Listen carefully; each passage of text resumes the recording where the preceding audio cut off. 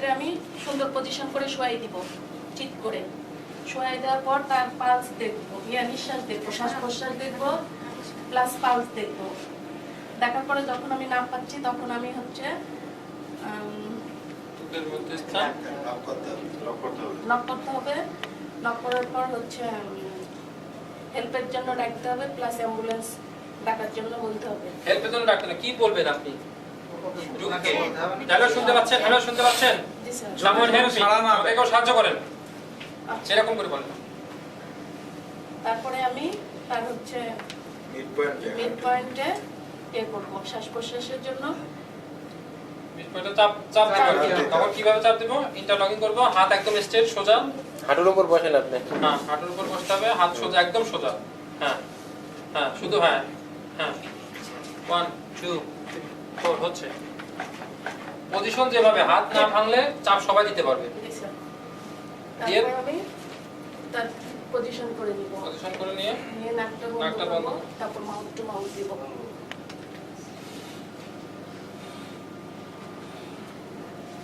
দিয়ে তারপর আবার আবার আবার চাপ এগিয়ে দিব। এবার ইন্টারলক হয় না, হাত হাত মাঝখানে, হ্যাঁ হাত সোজা করেন, হাত হ্যাঁ হ্যাঁ, এবার উপরে হ্যাঁ।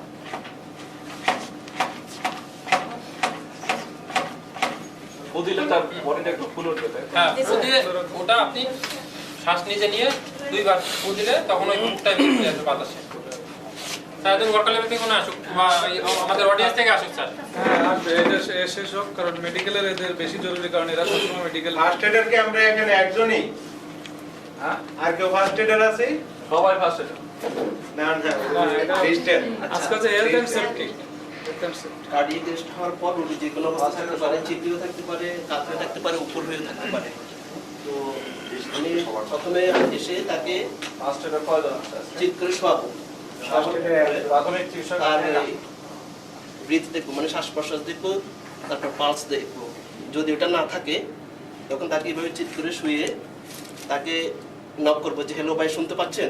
যদি শুনতে না পায় দুইবার ডাকবো, যদি শুনতে না পায় তখন আমি অ্যাম্বুলেন্সের জন্য কাউকে হেল্প করতে বলবো, অ্যাম্বুলেন্স কলের জন্য। এরপরে আমি কার্ডিয়াক কম্প্রেশন করব। তো মিডল স্ট্যান্ড আমি এটা রাখি, মানে মিডল বুকে, হ্যাঁ বুকের মধ্যে ইন্টারলক করে আপনার হাতটা রেখে এভাবে প্রেস করবো। জাস্ট আপনার হাতটা ভাঙবে না, হাতটা একদম আটকানো থাকবে। আপনি জাস্ট শুধু ঘাট দিয়ে এবং শরীর দিয়ে ওঠানামা করবেন, তাইলেই প্রেসার আপনারও কষ্ট হবে না, আর প্রেসার অটো ঠিক হয়ে যাবে।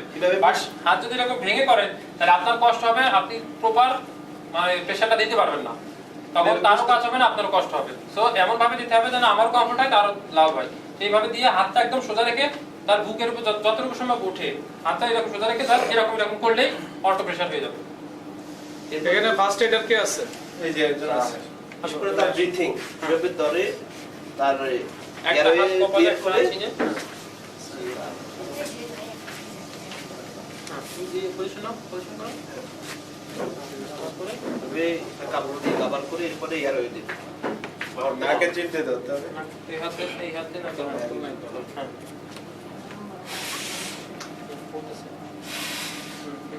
এবারে আবার এবং এই কাজগুলো যত দ্রুত 2-3 করবেন তত দ্রুত আসবে। মানে এরকম এখন যেমন ইয়ে হচ্ছে না, 2-3 করলে দেখবেন আসতে স্যার। সপ্তাহে একবার করে এইবার ফার্স্ট এডার একজন একটু করো, কয়েকবার করলে।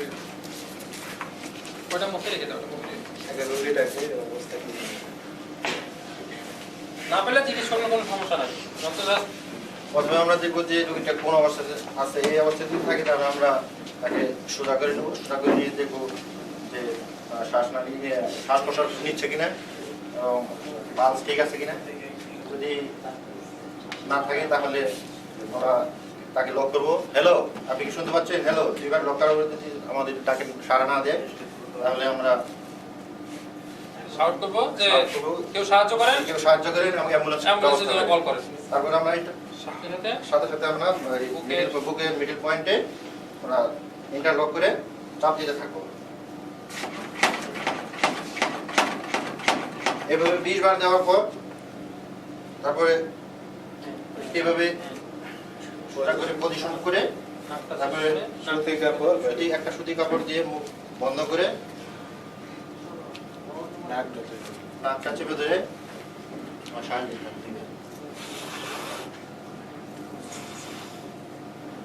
দিয়ে আবার তারপরে আবার এটা lock করে। এটা লক করে আবার মিডিয়াম পয়েন্টে চাপতে থাকবে।